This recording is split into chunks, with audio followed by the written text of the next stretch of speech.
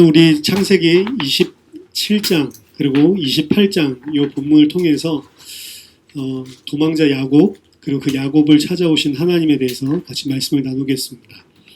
오늘 본문 이전에 지난 시간에 우리가 살펴봤던 것처럼 야곱이 이제 눈먼 아버지를 속이고 에서에게 주려고 했었던 그 축복권을 쟁취하는 빼앗는 그런 모습들을 보여주고 있죠. 그 일 때문에 에서가 이 마음에 굉장히 상처를 받고 이 야곱이 나를 벌써 두 번째나 속였구나.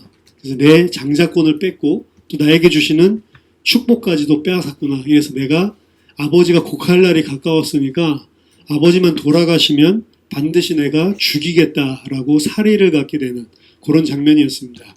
그것을 어떻게 또 리브가가 듣게 되고 이제 리브가가 그 아들을 이제 목숨 살리려고 피신시키는, 그래서 내 고향, 내 오빠의 집, 그 라반의 집으로 가 있어라. 이렇게 이야기를 하죠. 그렇게 하고 이제 이삭에게는 결혼을 핑계로 됩니다. 그래서 오늘 우리가 읽은 46절에 보니까 내가 햇사람의 딸들로, 이 에서가 햇사람의 딸들이랑 히타이트 족속이랑 결혼을 했거든요. 두 명의 아내를 맞이했죠. 햇사람의 딸들 때문에 내 삶이 싫어졌거늘 야곱도 만약에 이러한 이 지방의 이 땅의 딸들과 결혼한다면 내가 무슨 재미가 있을 거냐라고 이야기를 합니다.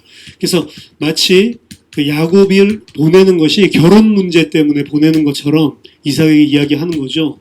리브가는 인본주의의 대가입니다. 그래서 야곱을 피신시키기 위한 게 사실은 첫 번째 목적인데 그건 감추고 야곱을 우리 족속들이랑 결혼을 시켜야 하기 때문에 보내는 것처럼 이렇게 이삭에게 이야기를 하죠. 그 이야기를 하는 이유는 이미 앞에서 나왔지만 이삭도 그렇고 리브가도 그렇고 에서가 헷 족속의 딸들과 결혼한 것들을 굉장히 싫어하고 그것 때문에 마음에 염려되고 근심이 됐다라는 것들이 이미 앞에서 드러나 있습니다.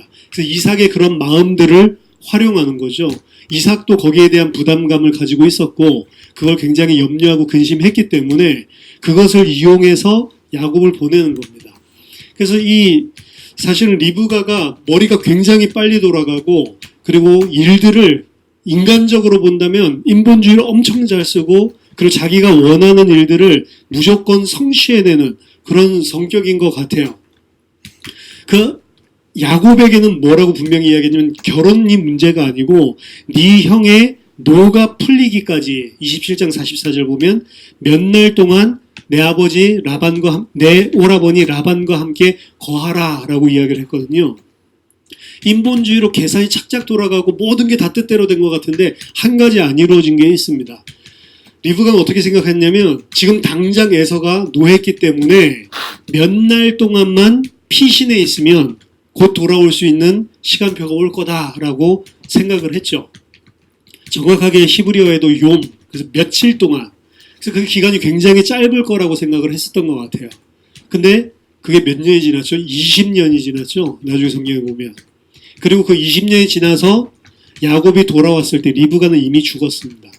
그래서 이 아들을 보는 마지막 장면이에요.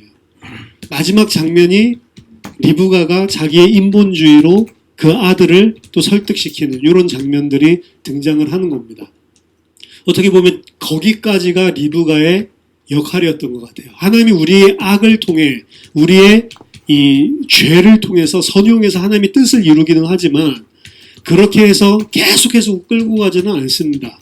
리브가가 그 인본주의와 죄를 통해서 하나님의 뜻을 이루는 것은 여기까지인 것 같아요. 자신은 몇 날 후에 그 사랑하는 둘째 아들을 볼 수 있을 거다 생각을 했지만 그런 시간표는 영영 오지 않았습니다. 이삭이 이 이야기를 듣고 야곱을 보내야 되겠다라고 생각했던 것 같아요. 리브가랑 똑같은 생각을 가지고 있었고 야곱만큼은 이 땅의 딸들이랑 결혼 안 했으면 좋겠다라고 하는 생각을 가지고 있기 때문에 그렇습니다. 그래서 28장 이제 전반부에 보면 야곱을 불러서 그에게 축복하고 당부하여 이르되 너는 가나안 사람의 딸들 중에서 아내를 맞이하지 말고 일어나 밧단 아람으로 가서 네 외조부 부드엘의 집에 이르러 거기서 내 외삼촌 라반의 딸들 중에서 아내를 맞이해라 라고 이야기를 합니다. 그러면서 축복하시는데 3절 4절 보면 전능하신 하나님이 내게 복을 주시어 내가 생육하고 번성하게 하여 네가 여러 족속을 이루게 하시고 아브라함에게 허락하신 복을 네게 주시되 너와 함께 내 자손에게도 주사 하나님이 아브라함에게 주신 땅 곧 내가 거류하는 땅을 내가 차지하게 하시기를 원하노라. 3절 4절에 보면 이 이삭을 보내면서 축복하는데 그 축복의 내용이 아브라함에게 그리고 이삭에게 줬던 씨와 땅에 대한 축복을 그대로 이야기를 하고 있죠. 그 이전에는 에서를 축복하기를 원했는데 이 언약의 대열이 사실은 하나님이 택했다라는 것을 깨달은 것 같아요. 이삭 또한 사실은 자기의 육신적으로 사랑하는 아들에게 축복하려고 했는데 이런 일들을 통해서 속임을 통해서 둘째 아들을 축복할 수밖에 없는 상황들을 통해서 이 일 배후에 하나님이 있고 하나님이 주신 말씀이 성취되는구나 라는 것들을 봤던 것 같아요. 그래서 이 일 이후에 아브라함의 복이 아브라함과 나와 그리고 야곱으로 이어지는 거구나 라는 것들을 발견했던 것 같습니다. 그래서 아브라함의 축복, 씨와 땅에 대한 축복을 야곱에게 그대로 주면서 밧단 아람으로 보내는 장면이 등장을 합니다. 그래서 이제 이삭이 야곱을 보내고 야곱은 밧단 아람에 가서 라반의 집에 이르게 되죠. 5절에 보니까. 자, 이 에서를 피해서 라반의 집으로 피신하게 되는 야곱의 나이가 몇 살입니까? 오늘 본문에 안 나와 있죠. 추산을 해봐야 되는데 창세기 47장 사실은 그 나이가 정확하게 안 나와 있어요. 성경을 통해서 추론할 뿐입니다. 그래서 40세에 두 딸이랑 결혼했기 때문에 40세다라고 보는 주석가도 있고 이걸 시간 연대 기준으로 그냥 무조건 다 읽으면 안 된다 이런 사람이 있고 그리고 여기 안에 나와 있는 각 나이들을 곳곳마다 나와 있는 나이들을 추산해가지고 이때의 나이를 70대로 보는 경우도 있습니다. 정확하게 77세인데요. 제가 봤을 때는 77세가 맞는 것 같습니다. 왜냐하면 창세기 47장 9절에 야곱이 요셉과 다시 만나는 장면이 있거든요. 요셉과 다시 재회를 했을 때 47장 9절에 바로에게 가서 자기 나이를 이야기해요. 바로가 물어보죠. 너 몇 살이냐? 라고 물어보니까 내 나그네 길의 세월이 130년이다 라고 이야기를 하거든요. 그래서 요셉을 다시 조우했을 때에 이 야곱의 나이가 130세였습니다. 야곱은 147세에 죽거든요. 130세 때 요셉을 다시 만났고 요셉을 다시 만났을 때 요셉의 나이가 몇 살이냐? 그러니까 130세 때 요셉의 나이는 39세입니다. 왜냐하면 요셉이 30세 때 총리가 됐었고 7년 대풍년이 있었고 그리고 앞으로도 5년 더 흉년이 남았다. 7년 대풍년과 7년 대흉년이 있을 거라고 했는데 앞으로도 5년 더 흉년이 있다라는 것은 2년이 지났다는 거죠. 그래서 요셉이 총리가 되고 난 이후에 9년이 흐른 거예요.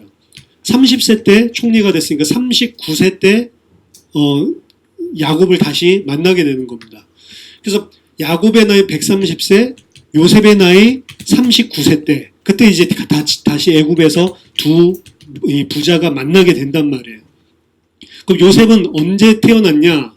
요셉은 창세기 30장 25절에 보면 요셉이 태어난 해에 야곱이 라반에게 이야기합니다. 이제 내가 14년 동안 당신 섬겼다. 두 딸을 위해서.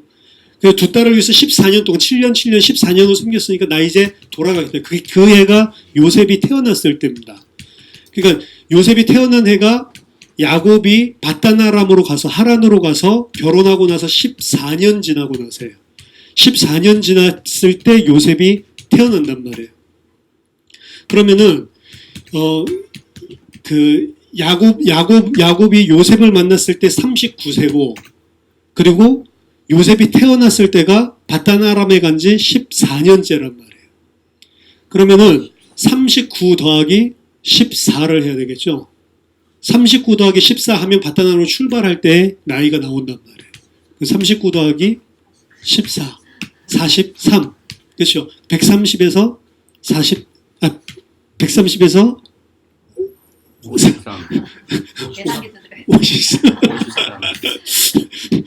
53.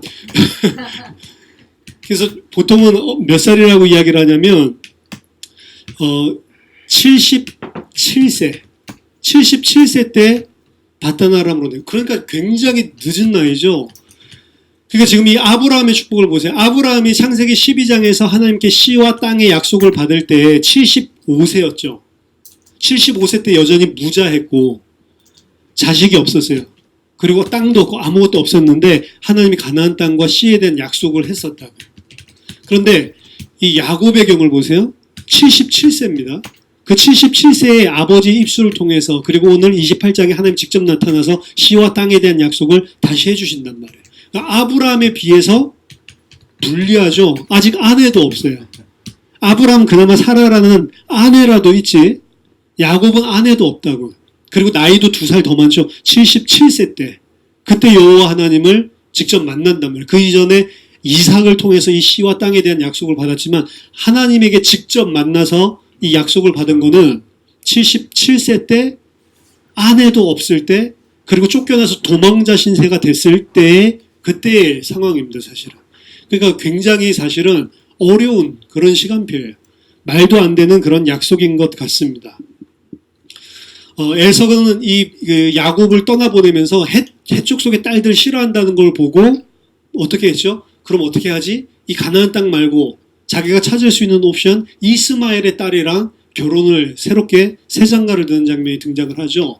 그래서 최소 지금 벌써 아내만 3명인데 이 에서의 이런 행동들을 보면 에서는 부모님을 사랑했던 것 같아요. 그리고 부모님의 사랑을 되게 원했었던 것 같아요. 그래서 효도하기를 원했고 부모님 마음의 근심을 덜어주기를 원했고 에서의 입장을 살펴본다면 에서가 나쁜 놈은 아닌 것 같습니다. 그렇게 도덕적으로 윤리적으로 그렇죠? 동생을 죽이겠다라고 하는 것도 뭐 일시적인 감정이 일어난 걸 수도 있고 너무 열받으니까 참 제가 봤을 때 나쁜 사람은 아닌 것 같아요.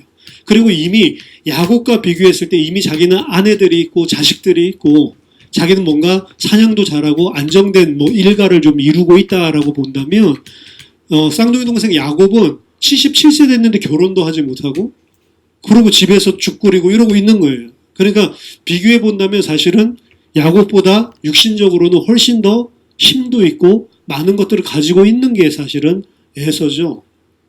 힘 있고 능력 있고 뭔가 그래도 뭐 둘 중에 뭐가 될 만하다라고 하면 에서인데 하나님 에서를 택하지 않고 안 될 만한 야곱을 택한 거죠. 77세 노총각. 노총각이 아니라 노인총각. 그렇죠. 완전 노인총각인 이 야곱. 근데 그에게 하나님이 씨와 땅에 대한 약속을 주는 것입니다. 자, 이 바단 아람으로 떠날 때 이 야곱을 여러분들이 야곱의 처지를 한번 생각해 볼 필요가 있습니다. 야곱은 원래 브엘세바에서 태어난 거잖아요. 브엘세바에서 살았는데 브엘세바에서의 이 이삭 집안의 위치를 생각해 보십시오. 아브라함 때도 그렇고 그리고 이삭 때도 그렇고 아비멜렉이 직접 와서 우리와 동맹을 맺자라고 요청할 정도로 사실은 뭐 왕은 아니지만 나그네로 거류하고 있지만 이방인이지만 굉장히 부자고 막강한 힘을 가지고 있는 그런 집안이에요. 그런 집안의 아들로 태어났습니다. 브엘세바에서 야곱이 태어나서 살았을 때의 위치는 거의 귀족 집안 혹은 완전히 이 땅의 유지 집안 혹은 거의 아비멜렉이 이삭에게 설설기였기 때문에 거의 왕가의 자제 그 정도로 사실은 잘 먹고 잘 사는 거예요. 결혼도 하지 못했고 아무것도 안 해도 잘 먹고 왜? 이삭의 보호 아래에 있기 때문에. 그렇죠? 어떻게 보면은 이 고생해가지고 일가를 이룬 그나마 성공한 그런 자수성가한 그 아들로 자라는 거예요. 자수성가한 사람들의 아들의 특징이 뭐냐? 거의 대부분 무기력합니다. 부모님한테 눌리기도 해요. 부모님은 막 고생해가지고 뭔가를 이뤄냈거든. 근데 자식은 태어날 때부터 환경이 좋아. 그러니까 어떻게 자라요? 유약하게 자라는 게 대부분입니다. 그러니까 부모 성에 안 차죠. 자수성가 이룬 사람은 그 아들들 보면은 거의 뭐 아니면 돈데 아버지 성격을 이어받아서 뭐가 되거나 아니면 거의 유약하게 그냥 이제 아버지 배경 가지고 그냥 잘 먹고 잘 사는 그 둘 중에 하나인데 부자가 더 많습니다. 사실. 여러분들도 주변에 완전 자수성가한 사람 아들들 보세요. 거의 무기력해요. 그래가지고 막 속 터지지 부모는. 제가 봤을 때는 이 노인 총각 이삭은 이 야곱은 좀 그런 쪽이 아닐까 이런 생각이 듭니다. 근데 지금 쫓겨났잖아요. 거의 도망가다시피 쫓겨나서 나오는데 이 나중에 서원할 때를 보면 하나님께 뭐라고 서원하냐면 뭐를 걱정하냐면 하나님 나에게 먹을 음식과 그리고 나에게 입을 의복을 주시면 그럼 내가 돌아올 때 뭐 이렇게 하겠습니다라고 서원을 하거든요. 지금 당장 그 베델에 이르렀을 때 베델까지만 해도 뭐 거의 한 사흘길이 되거든요. 먹을 것 짐 싸온 거 거의 다 먹고 이제 먹을 것도 다 떨어져서 자기가 먹고 살기가 힘든 처지란 말이에요. 그런 처지 가운데서 하나님 나 먹고 살고 죽지 않고 이곳에 돌아오기만 한다면 이라고 서원을 하고 있는 거거든요. 따라서 이 에서의 축복을 빼앗은 것으로 지금 사실 쫓겨나고 있지만 축복받기는커녕 지금 야곱의 인생은 굉장히 내리막길을 걷고 있는 겁니다. 굉장히 고단하고 힘든 형제간에 심한 내분이 일어나서 도망길을 떠난 것뿐만 아니라 본인 생각에는 유약하게 자랐다고 했죠. 여기서 내가 지금 어떻게 살아남지라고 하는 부분들이 굉장히 절박한 상황이에요. 그건 나중에 뭘 보면 아니면 이 바다나람에 가잖아요. 바다나람에 가서 우물가에 갔을 때 누굴 만나고 자기가 결혼하게 라헬을 만나거든요. 라헬 보고 너 누구 집안이고 누구냐라고 물었더니 내가 바로 라반의 딸이다라고 이야기하니까 거기서 야곱이 어떻게 해요? 펑펑 울죠. 끌어안고. 그러니까 이 자기는 지금 처음 가보는 땅이고 맨날 장막에만 거하다가 이 먼 길을 800km가 넘는 길이거든요. 그 길을 힘겹게 그것도 먹을 것들 다 떨어질까 고생하면서 가가지고 처음 만난 여자가 자기가 찾고 있었던 라반의 딸이란 말이에요. 그 거기서 너무 힘들었던지 그 앞에서 엉엉 그때 나이가 77세라니까. 그 끌어안고 우는 모습을 생각해보세요. 77세 노인이 거의 아마 제가 봤을 때는 몇 달 걸려서 가서 거지꼴이 됐을 건데 잘 먹지도 못하고 거기 가서 엉엉 우는 겁니다. 아브라함의 종이 그 이삭의 부인 찾으러 가는 거랑 다른 거예요. 그때는 약대를 갖다가 뭐 10마리씩 막 끌고 갔죠. 엄청난 그분 죄아를 가지고 갔죠. 근데 야곱은 그렇게 못 간 것 같아요. 가지고 왔을 때 무슨 응급보화를 가져오다 이런 이야기 자체가 아예 없고 그렇게 갈 수 있는 상황도 아니었었던 것 같습니다. 따라서 야곱이 하나님께 나와 함께 계셔서 이 길에서 나를 지켜주시고 먹을 떡과 입을 옷을 줘서 무사히 돌아오기만 한다면 하나님 내가 이렇게 하겠습니다라고 서원을 하고 라헬을 만났을 때 입 맞추고 울면서 소리내어 울었다고 했거든요. 너무 힘들고 서러워서. 그리고 안도의 울음이기도 하겠죠. 말하자면 지금 야곱의 심령이 어떤 상태냐? 심령이 가난한 상태.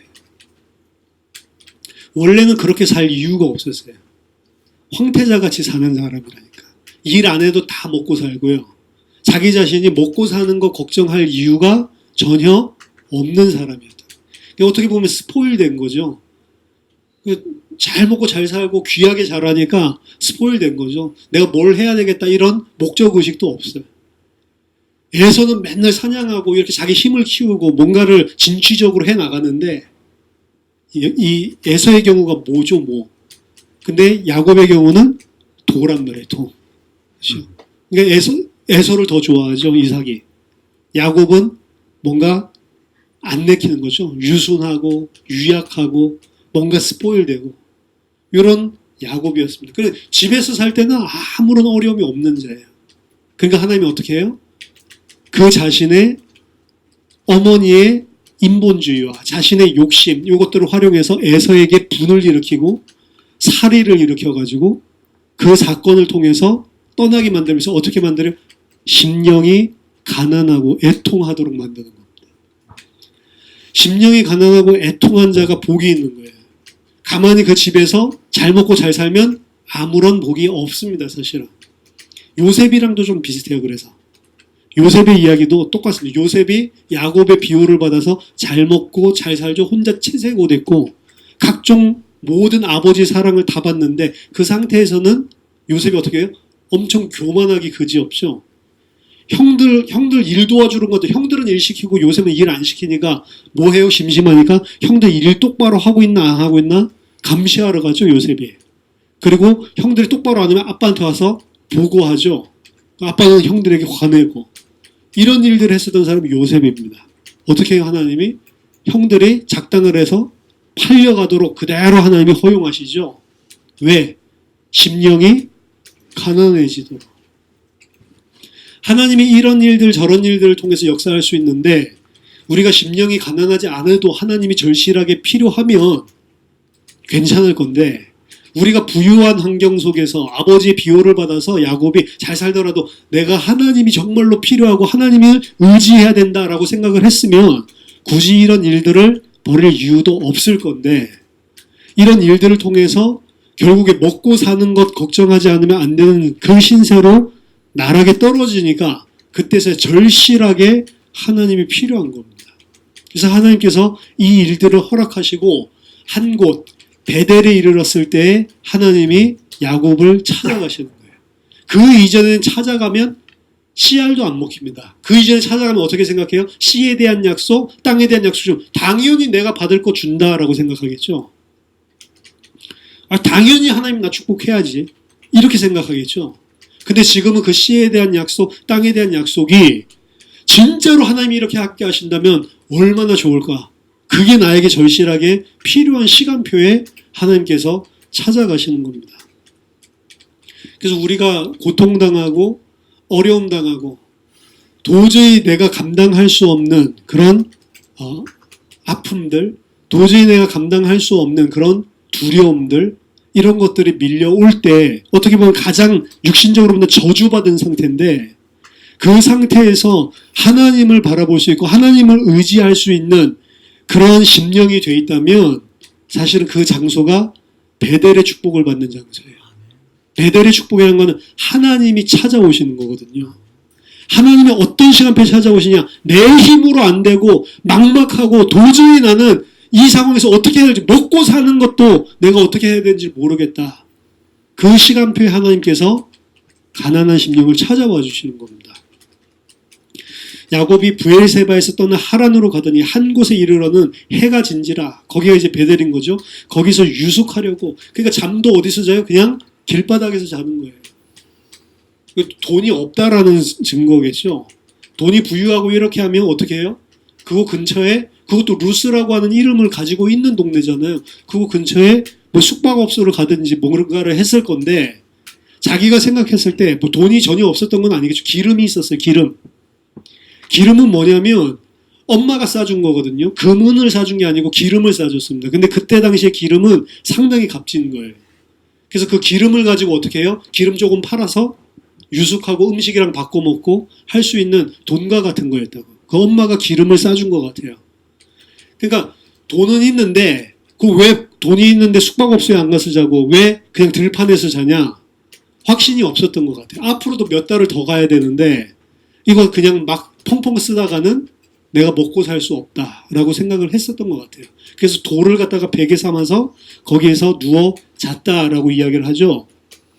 그러다가 그 잠들어서 꿈을 꾼 겁니다. 그 꿈 속에 사닥다리가 땅 위에 서 있는데 그 꼭대기가 하늘에 닿아 있고 또 본즉 하나님의 사자들이 그 위에 오르락 내리락 했다라고 되어 있습니다. 지금 여기 이제 나오는 이 사닥다리 이 환상 본문은 사실은 좀 약간 수정해야 될 부분이 많습니다. 우리 성경으로 제대로 번역이 안 된 부분들이 많이 있어요. 그것 중에 하나가 사닥다리입니다. 사닥다리는 술람이라고 하는 히브리 단어예요. 술람이라고 하고 오르락 내리락 한다라고 하니까 이게 사다리인가 보다라고 해서 사다리라고 해석한 거예요. 왜 그렇게 추측을 했냐면 오르락 내리락 한다고 돼 있으니까. 근데 이 술람이라고 하는 단어는 하팍스 레고메나. 그게 뭐냐면 성경에 딱 한 번만 나오는 단어예요. 그러니까 이게 사다리인지 뭔지 몰라요. 한 번도 히브리어로 쓰인 적이 없는 단어예요. 술람이라고 하는 단어가. 근데 꿈에 보니까 이 술람이라고 하는 게 있는데 거기에 천사가 오르락 내리락 하고 돼 있다라고 돼 있죠. 보통 학자들은 이 술람을 사닥다리로 보지 않고 뭐로 보냐면 층계로 봅니다. 층계. 근데 그 층계가 어떻게 돼 있냐면 땅 위에 서 있다. 그리고 그 꼭대기는 하늘에 닿았다라고 되어 있죠. 그래서 층계가 스테어웨이잖아요. 스테어웨이 투 헤븐. 아시죠? 그 노래. 레드 제플린. 그 층계가 하늘에 닿아 있다. 근데 이 성경 해석이 잘못됐어요. 층계가 땅 위에 서서 하늘에 위에 닿는 게 아니에요. 정확히 보면 그 땅 위에라고 되어 있는 게 땅 위에가 아닙니다. 땅이라고 하는 것은 에레츠잖아요. 에레츠라고 하는 단어의 끝에 보면은 파타하가 붙어요. 하가 붙어요. 해. 해가 붙으면, 끝에 해가 붙으면 뭐냐면 디렉션을 해라고 해서 방향을 가리키는 겁니다. 그러면 에레츠 플러스 디렉션을 해, 이게 이 방향을 가리키는 해가 붙었기 때문에 땅에 서 있는 게 아니고 땅으로 향하여 사닥다리가 있는 거예요. 사닥다리 출발이 어디예요? 땅에서 하늘로 스테이웨이 투 헤븐이 아니라니까. 헤븐에서 땅으로 향해서 있는 층계란 말이에요. 스테이웨이 투 earth. 이 땅으로 향한 이 계단이 하늘에서부터 내려와 있는 거예요, 사실은. 그래서 그 꼭대기에서부터 이 땅으로 층계가 내려온 것들을 봤고요. 층계가 이 땅에 내려와 있을 때 13절을 보니까 또 본즉 여호와께서 그 위에 서서 이르시되, 그 위에라고 하는 것은 보통 뭐라고, 사닥다리 위에, 그러니까 저 하늘 끝에 하나님이 서 계시다라고 보통 해석이 되어 있죠. 근데 이것도 니자프 R이라는 그 전치사가 쓰이는데, R은 on이에요. on, upon. 그러니까 위에, 당연히 그렇게 해석될 수 있는데, 낮자프 R이라고 하는 거는 위에 서 있다라고 해석되는 것보다 히브리어서는 우리 가진 성경에 훨씬 더 뭐라고 해석되어 있냐면 바로 그 옆에 서 있다예요. 그러니까 여호와 하나님이 어떻게 해요? 위에서부터 아래까지 층계가 내려와 있는데 그 층계를 통해 여호와 하나님이 내려와서 누구 옆에 서 있어요? 그의 옆에, 야곱의 옆에 서 있다. 그러니까 이게 두 가지로 해석이 가능해요. 사다리 위에 서 있다, 층계 위에 서 있다라고도 해석이 되고, 야곱의 옆에 서 있다라고도 해석이 된다고요. 층계도 3인칭 남성 단수고 야곱도 3인칭 남성 단수니까. 그래서 저는 뭐라고 보냐면 위에서부터 층계가 아래로 내려와서 그 층계를 통해 내려와서 하나님이 누구와 함께 있으시건 야곱과 함께 있는 거예요. 이 해석이 저는 맞다라고 생각합니다. 왜 그러냐면 야곱이 나중에 뭐라고 해요? 이곳이 바로 하나님이 거하시는 땅이구나라고 이야기를 한다고. 위에 만약에 계셨다고 하면 저 위에 하나님이 계시구나라고 이야기해야 될 건데, 나중에 내가 이곳이 하나님이 거하시는 줄 알지 못했구나 해서 이 땅을 베델 하나님의 집이라고 명칭을 하잖아요. 그럼 하나님이 어디 계셨다는 거예요? 이 땅에 계셨다는 거예요. 그래서 위에서부터 사닥다리가 내려와서 야곱 옆에 하나님께서 함께 계시고, 아, 이 땅에서 하나님이 사시는구나 육신적으로 생각한 거죠. 그래서 그곳을 베델이라고 이름을 붙이게 된다고요. 자, 심령이 애통해지고 가난해진 그 야곱에게 하늘에서부터 층계를 놓고 하나님이 내려오셔서 그와 함께하는 장면이 환상 중에 보여준 겁니다. 그리고 하나님께서 이야기하시죠. 나는 여호와니 너의 조부 아브라함의 하나님이요 이삭의 하나님이라. 하나님이 소개해 주죠. 말로만 들었던 하나님입니다. 그 이전에는. 아브라함이 야곱이 살았을 때 15세까지 살았거든요. 그리고 이삭이랑 함께 했죠. 아브라함도 이삭도 다 하나님을 만난 자들입니다. 그리고 그 언약을 하나님부터 직접 받은 자들이에요. 그 이야기를 들었겠죠. 그리고 이삭이 야곱에게 분명히 그 똑같은 축복을 너도 받기를 원한다 축복해서 지금 보냈죠. 말로만 들었었던 하나님을 처음 조우하는 장면이 이 베델이란 말이에요. 언제 하나님 만났냐? 귀로는 들었고, 아, 할아버지의 하나님, 아버지의 하나님, 지식적으로 알고 있었는데 진짜로 인격적으로 하나님과 처음 만나는 장면이 오늘 장면이란 말이에요. 거기서 하나님이 내가 바로 아브라함의 하나님이요 이삭의 하나님이다. 네가 누워있는 이 땅에 대한 약속 주죠. 내가 너와 네 자손에게 주리니. 자손은커녕 지금 부인도 없는데 거기에다가 하나님께서 너와 네 자손에게 이 땅을 주겠다 약속을 하죠. 네 자손이 땅에 티끌같이 되어 네가 서쪽과 동쪽, 북쪽과 남쪽으로 퍼져나갈지며 땅의 모든 족속이 너와 네 자손을 말미암아 복을 받을 시에 대한 약속.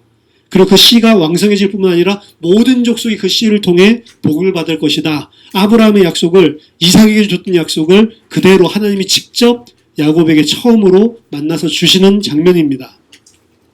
그리고 여기에 더해서 아브라함에게, 이삭에게 주지 않았던 축복 한 가지를 더 이야기하세요. 내가 너와 함께 있어 네가 어디로 가든지 너를 지키며 너를 이끌어 이 땅으로 돌아오게 할지라. 아브라함에게는 이 약속이 없었거든요.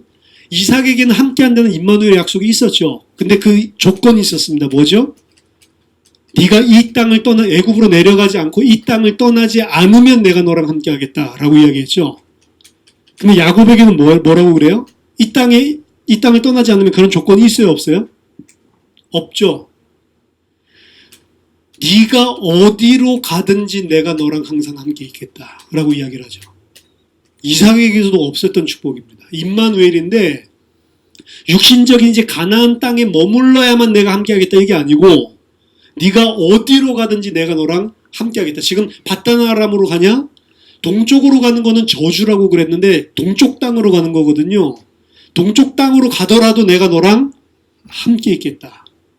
나중에 이삭이 창세기 46장에 애굽으로 내려갈 때 그 땅 떠나기를 되게 두려워한다고요. 흉년이 들었는데도 요셉은 내려오라고 이야기를 하는데 내려가기를 두려워한다고. 그때 하나님은 뭐라고 해요? 애굽으로 내려가라. 내가 거기에도 너와 함께 내려가겠다라고 이야기를 한다. 야곱은 어디에 있든지 내가 너랑 함께 한다는 최초의 약속을 받은 사람이에요. 이게 사실 신약 교회에게, 하나님의 성도에게 하신 약속이거든요. 세상 끝날까지 내가 너희와 항상 함께 하리라 라고 이야기를 했거든요.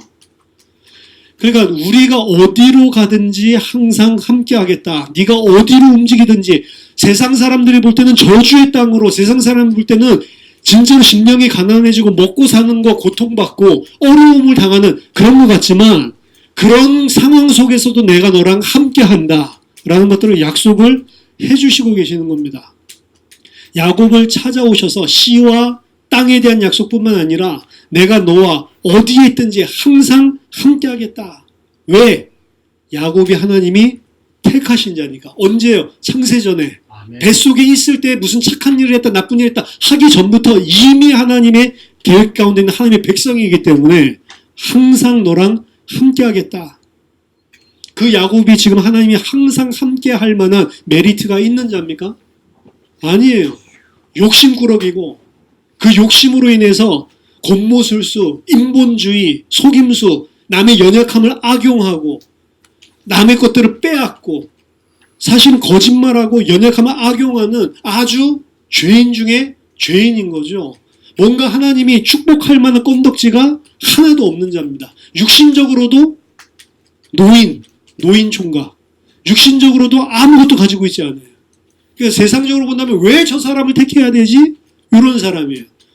77세에 대해서 이제 쫓겨나서 자기 자신도 더 이상 이제 부모님의 비호 아래에 있지 않고 자기가 생각해도 나 이제 뭐 어떻게 살아야 되지? 심령을 애통하고 가난하게 만들어 놓고 육신적인 그 어떤 자랑할 것도 없게 만들어 놓고 하나님이 무조건적으로 찾아가시는 게 베델의 축복입니다. 베델의 축복은 야곱이 자리에서 받은 게 하나도 없는 거예요. 야곱의 입장에서는 하나님을 대적하는 완전 죄인의 모습, 완전 자기 자신밖에 모르고 인본주의, 곤모술수, 거짓말쟁이 속임수, 친형도, 아버지도 연약함을 갖다 악용해 먹는 그런 죄를 짓고 육신적으로도 내세울 만한 그 어떤 것도 아무것도 안 가지고 있는데 하나님이 그 죄인에게 찾아가서 내가 너랑 항상 함께 하겠다라고 하는 게 베델의 축복입니다. 이게 우리 교회가 받은 축복이에요.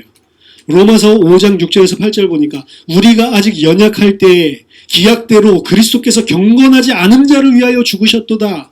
의인을 위하여 죽는 자가 쉽지 않고 선인을 위하여 용감히 죽는 자가 혹 있거니와 우리가 아직 죄인 되었을 때에 예수 그리스도께서 우리를 위하여 죽으심으로 하나님께서 우리에 대한 자기의 사랑을 확증하셨느니라.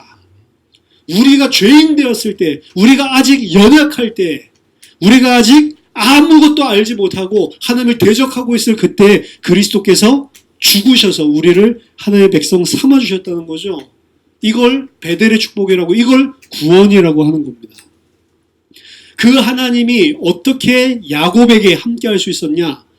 오늘 본문에서는 사닥다리예요. 사닥다리. 사닥다리를 층계죠. 계단을 타고 내려오신 위에서부터 아래로 나 있는 계단을 타고 내려온 겁니다. 그리고 그 계단이 뭐예요? 요한복음 1장 51절에 예수님이 말씀하십니다. 또 이르시되 진실로 진실로 너희에게 이르노니 하늘이 열리고 하나님의 사자들이 인자 위에 오르락 내리락 하는 것을 보리라.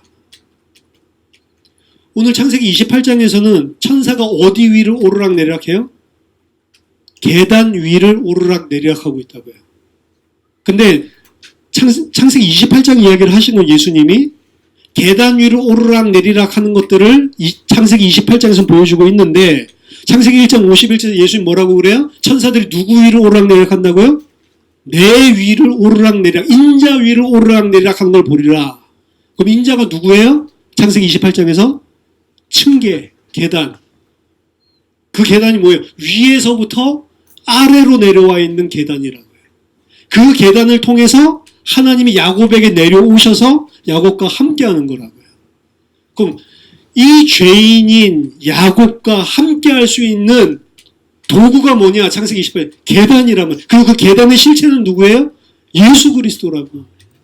어떻게 이 죄인이고 아무것도 흠모할 것도 없고 아무것도 가지지 않은 노인 총각에게 하나님이 함께할 수 있냐? 이 악한 죄인이랑 계단을 통해서 예수 그리스도를 통해서만 함께한다라는 걸 보여준 겁니다. 이 나다나엘에게 이야기하신 거거든요. 네가 나무 아래 있을 때 봤다고 해서 놀라냐? 더 놀라운 사실을 이야기해 줄까? 인자가 바로 천사가 오르락 내리락 하는 그 실체다. 하나님이 야곱과 함께할 수 있는 그 실체가 바로 인자다라고 이야기를 한 거예요. 하나님이 택한 백성 교회와 함께할 수 있는 신체. 만약에 그 일이 일어나면 네가 어떻게 하겠냐? 이거 십자가의 죽음과 부활을 이야기하는 거거든요. 그 일을 통해서 진짜 하나님의 구원의 역사가 이루어지는 것들을 네가 볼 거다. 이걸 보고 더 큰 일이다라고 이야기를 하고 있는 겁니다. 야곱이 예수 그리스도 안에 있는 은혜로 하나님과 함께하는 장면을 보여준 게 베델의 축복인 거예요. 내가 너에게 땅을 주겠다, 씨를 주겠다. 그래서 이제 큰 민족을 이루고 그리고 땅을 가지게 되겠구나. 이게 축복이 아니란 말이에요. 그 씨와 땅의 축복의 핵심은 씨와 땅의 핵심적인 실체, 예수 그리스도가 사실은 축복의 핵심이지. 이 땅에서 이제 부유하게 되고 이 땅에서 이제 큰 민족을 이루고 이 땅을 가지게 되고 그게 아니란 말이에요. 그게 씨와 땅에 대한 약속입니다. 사실은. 그래서 야곱은 어려움을 겪고 있지만 진짜 축복을 여기서 받는 거예요. 진짜 축복은 뭐예요? 네가 어디로 가든지 내가 너랑 함께 있겠다. 어떻게? 예수 그리스도 안에서. 야곱이 어떻게 합니까? 야곱이 잠이 깨고 나서 과연 여호와께서 여기 계시거늘, 그렇죠? 위에 계신다고 안 하고 이 땅에 계신다고 그랬죠? 여기 계시거늘 내가 알지 못하였도다. 이에 두려워하여 이르되 두렵도다 이곳이여. 이게 하나님을 만난 자의 당연한 반응입니다. 왜? 내 죄를 알거든. 하나님 만난 자는 하나님 만났으니까 좋다 이런 사람 하나도 없어요. 성경에 보면 만났을 때 전부 다 두려워서 떨죠. 왜? 그 앞에 죄가 벌거벗은 듯이 드러나기 때문에. 나 같은 자가 어떻게 하나님 만났을까? 이것은 다름이 아니 하나님의 집이요 하늘의 문이로다 라고 해서 베개를 가져다가 돌기둥으로 삼고 그 위에 기름을 부어버리죠. 그 기름을 부었다는 건 뭐예요? 아까 전에 그 기름은 뭐예요? 먹고 살 수 있는 생명줄이에요.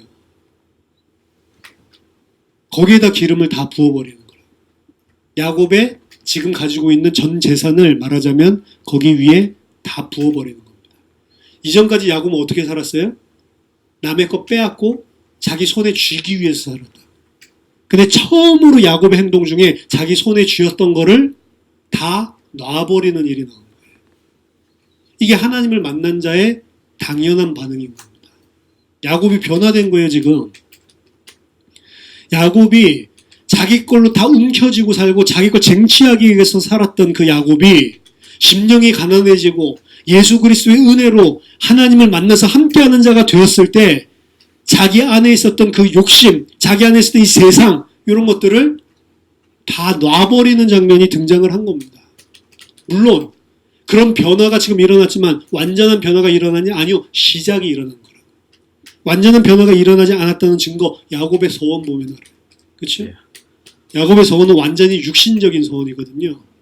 성경에 보면 서원한 것들이 많이 나와요. 서원한 것들 중에 가장 긴 서원이 누구의 서원이냐? 야곱의 서원이에요. 서원이 몇 가지 나오거든요.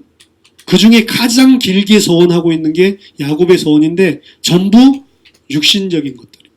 말도 안 되는 서원이에요. 야곱이 서원하여 이르되 하나님이 나와 함께 계셔서 내가 가는 이 길에서 나를 지키시고 먹을 떡과 입을 옷을 주시어 내가 평안히 아버지 집으로 돌아가게 하시오면, 조건이죠. 첫 번째, 여호와께서 나의 하나님이 되실 것이요. 두 번째, 내가 기둥으로 세운 이 돌이 하나님의 집이 될 것이요. 세 번째, 하나님께서 내게 주신 모든 것에서 10분의 1을 내가 반드시 하나님께 드리겠나이다. 조건 내걸죠. 하나님이 이렇게 해주시면 그럼 하나님이 나의 하나님이 될 겁니다. 자, 내가 하나님을 택하는 거예요? 하나님이 나를 택하는 거예요? 하나님이 나를 택하는 거죠. 근데 야곱은 뭐예요? 당신이 이렇게 내가 원하는 걸 해주면 내가 당신을 하나님으로 믿어줄게. 이거 완전히 죄인이죠. 그러니까 이 기름을 부어줬다라는 데서 변화를 분명히 감지할 수 있지만 가야 될 길이 먼 거예요. 아직. 그렇죠? 하나님이 이렇게 해주시면 하나님, 이렇게 해주시면 안 하나님. 그렇죠? 근데 이게 야곱만 그런 게 아니라니까요. 내가 좋을 때는 막 하나님 이러다가 내가 안 좋을 때는 하나님? 그런 게 어디 있어? 막 원망하고 당신이 살아있어? 당신이 살아있다면 이렇게 하면 돼 나야 돼? 그렇죠? 이게 그 이야기. 나한테 잘해주면 하나님, 내 마음에 안 들면 안 하나님. 그렇죠? 아직 이 야곱이 이러고 있는 거예요. 두 번째, 내가 그렇게 해주면 내가 기둥으로 세운 이 돌이 하나님의 집이 될 거다. 성전을 세울 거래요. 세웠습니까? 나중에 20년 후에 부자 돼서 돌아오잖아요. 했어요, 안 했어요? 안 한다니까. 그렇죠. 오히려 이 베델은 나중에 어떻게 되냐면 우상신전이 세워지는 곳이 됩니다. 여로보암 때. 베델에다가 황금송아지를 세우거든요. 그래서 예루살렘으로 예배하러 가지 말고 베델에서 예배해라. 베델에서 예배해도 된다. 왜? 야곱이 이곳이 하나님의 집이 될 거라고 했다. 지금 야곱이 서원기도 한 거 있죠? 요걸 갖다가 딱 들고 쓴다. 여호와의 전이 되기는커녕 우상의 전이 되어버린다고요. 왜? 지금 이 서원기도 자체가 하나님이랑 맞는 말이에요? 안 맞는 말이에요? 안 맞는. 이거 자체가 지금 죄라니까. 세 번째, 하나님께서 내게 주신 모든 것을 10분의 1을 내가 반드시 하나님께 드리겠습니다. 10분의 1 드리는 건 뭐라고 그랬어요? 11조, 세조. 그때 설명해 드렸죠? 하나님 것을 하나님께 드립니다. 하나님께서 나 모든 것 다 주셨습니다. 그게 11조라고 이야기했죠?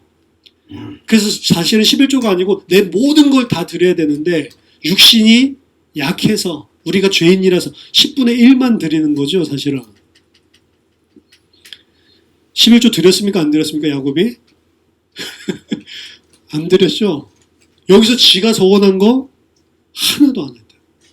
조건은 뭐예요? 하나님이 나랑 함께 하셔서 먹고 살게 해주시고 무사히 돌아오게 해주시면. 하나님이 그렇게 해주시면 나는 이렇게 하겠다라고 했는데 하나님은 그렇게 하셨습니까? 안 하셨습니까? 그렇게 하셨죠. 신실하게. 근데 지는 그렇게 했어요? 안 했어요? 하나도 안 했죠. 세 가지 중에. 뭘 보여주는 거예요? 하나님이 우리를 위해서 해주시는 거지 우리는 하나님께 해줄 수 없는 죄인입니다, 여러분. 우리는 그렇게 당연히 해야 되죠. 야곱의 말대로 지금 먹고 살 것도 힘들어가지고 라헬 끌어안고 울 정도로 그렇게 힘든 상황들 속에서 하나님이 어떻게 만드셨어요? 여러 가지 어려움을 통해서 그래도 마침내 거부가 되고 두 때를 이루고 오거든요. 나중에 소양할. 두 때를 이루고 올 정도로 하나님이 배로 축복을 주시고 그리고 이를 무사하게 살게 돌아오게 해줬고 에서의 마음까지도 다 바꿔가지고 살게 해줬으면 어떻게 해야 돼요? 베델로 가야 되잖아요. 안 간다니까. 어디에 계속 살아요? 나중에 세겜에 계속 산다니까. 세겜에서 딸이 또 강간당하고 또 전쟁이 일어나고 난리가 나죠. 죽음의 위기 처하니까 그때 어떻게 해요? 35장에 베델로 올라가자. 그 베델로 올라갈 때 야곱과 그 종들에게 뭐가 가득가득해요? 우상이 가득가득하죠. 아직 길이 멀었어요. 야곱을 훈련시킬 길이 아직 멀었어요. 언제까지 훈련시키냐? 요셉 만날 때까지. 130세 될 때까지. 77세 때부터 훈련 시작돼서 130대까지 53년 동안. 그 다음부터는 야곱 이야기가 안 나와요. 그 다음 죽었으니까 뭐 안 나와요. 첫 시작이 일어나요. 베델에서. 하나님 만나니까 드디어 하나씩 내려놓기 시작을 하는데 여전히 내려놔야 될 게 덕지덕지 붙어 있는 거죠. 하나님께서 약속하신 땅에 못 들어가는 상태죠. 그래서 야곱을 하나님이 계속 훈련시키는 거예요. 계속 양육을 하시는 거예요. 그래서 어떻게 만들어요? 하나님의 백성이 되도록 만들어주시는 겁니다. 147세에 죽었으니까 뭐 야곱, 요셉 만나고 그 이후까지 치면 사실 70년 동안 대장정으로 마침내 하나님의 땅에 들어갈 수 있는 자로 만들어주시는 거죠. 자, 도망자 야곱. 이 도망자 야곱의 모습이 우리의 모습입니다. 하나님 만나서 진짜로 하나님께 모든 감사드리고 진짜로 내가 죄인입니다. 이러면서 실제로 내가 가지고 있었던 육신의 것을 내려놓기는 했어요. 근데 여전히 우리 안에 덕지 많은 것들이 붙어 있습니다. 그래서 하나님이 계속 끌고 가시는 거예요. 70년 대장정을 끌고 가시는 겁니다. 우리들을. 그렇죠? 아직 멀었죠? 70년? 77살 때부터 훈련 시작했는데 그렇죠? 우리는 아무것도 아니죠? 77년 때 77살 때 시작해서 70년을 하나님 훈련시키면서 끌고 가는데 그렇죠? 아, 내가 너무 늦게 예수하라는 아니요? 77살 때 만난 사람도 있다니까. 근데 그 사람도 하나님이 마침내 야곱 성화의 대명사죠. 그 야곱이 어떻게 이렇게 변했냐라고 하는 거거든요. 그 하나님의 백성으로 반드시 만들고야 마는 것입니다. 아멘. 언제 찾아오시냐? 심령이 가난할 때. 여러분이 감당하기 힘든 고난, 두려움, 심지어 먹고 사는 것까지도 어려운 그런 상황에 계신 분들이 있습니까? 심령을 가난하게 만드는 거예요. 왜? 안 그러면 하나님 필요 없으니까. 육신적으로라도 갈급하게 만드는 거죠. 왜? 우리가 너무 육신적이니까 육신적인 문제를 통해서라도 하나님 바라보게 해요. 근데 우리는 지식적으로 이제 너무 많은 걸 알아버렸어요. 차라리 지식적으로 진리를 모르는 사람들은 오늘 야곱처럼 우상 숭배하듯이 하나님께 매달리기라도 합니다. 그렇죠? 하나님 먹고 살게만 해주세요. 그럼 내가 하나님 뜻대로 살게요. 그럼 내가 하나님 위해서 살게요. 이런 거거든요. 근데 우리는 그거 틀린 거야. 알고 있죠? 그러니까 먹고 살기 힘들어 이런 거는 구하는 거 아니야 하면서 하나님 안 의지하죠. 더 악하죠. 그렇죠?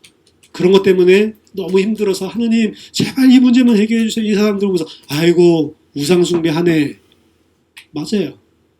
근데 우리는 그 우상숭배를 통해서 하나님께 의지하려고 하는 마음조차도 없죠. 왜? 머리로 다 알고 있으니까. 죄인입니다. 죄인. 그래서 계속 갈급하게 만들어요. 하나님이. 애통하게 만들어요. 근데 그 애통한 자리에서도 지식 가지고 안 애통해지고 그 심령이 가난해져야 되는 그 자리에서도 내 깡다구로 가지고 그렇죠? 내 지식적인 그 진리 알고 있다는 그걸 가지고 하나님 의존 안 해요. 그래서 종교생활 안 해, 우상숭배 안 해, 이 사람보다 더 하나님 의존 안 하는 거예요. 이거 어떻게 돼요? 기도가 안 하게 되죠. 야곱은 기도하잖아요. 육신적인 기도, 우상적인 기도. 근데 육신적인 기도, 우상적인 기도 그 배후에 뭐가 있어요? 하나님 도움이 절실하게 필요하다고 의지하고 있잖아요. 근데 우리는 그런 거 생겨도 뭐 죽으면 천국 갈 거야 이러면서 하나님 의식 안 하죠. 하나님 원하시는 게 뭐냐면 우상적인 기도를 해라 그거 이야기하는 게 아니잖아요. 하나님을 의지하기를 원하는데 안 하는 겁니다. 그래서 하나님이 더 힘들고 진짜 간절하게 하나님이 하시지 않으면 안 될 수밖에 없다는 상황으로 코너로 몰고 가시는 왜? 베델의 축복을 주시기 위해서. 우리가 어려움이 있습니까? 하나님의 은혜입니다. 우리랑 영원히 함께 하시고 네가 어디로 가든지 내가 함께 하겠다 이 약속을 이루시기 위해서 하나님께서 우리에게 주시는 축복의 기회입니다. 도망자 야곱을 찾아오신 하나님. 어떻게 보면 도망자 야곱에게 이런 시츄에이션이 생긴 것 자체가 하나님의 작정 가운데 있는 거예요. 도망자 야곱으로 만드셔서 반드시 주셔야 되는 이 축복을 주시려는 하나님. 저와 여러분들이 그 하나님의 계획 가운데, 그 하나님의 손아귀에서 어려움을 당하고 있는 거예요.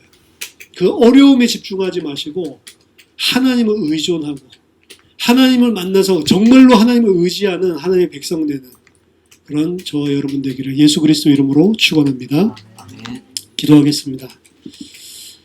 하나님 아버지 은혜를 감사드립니다.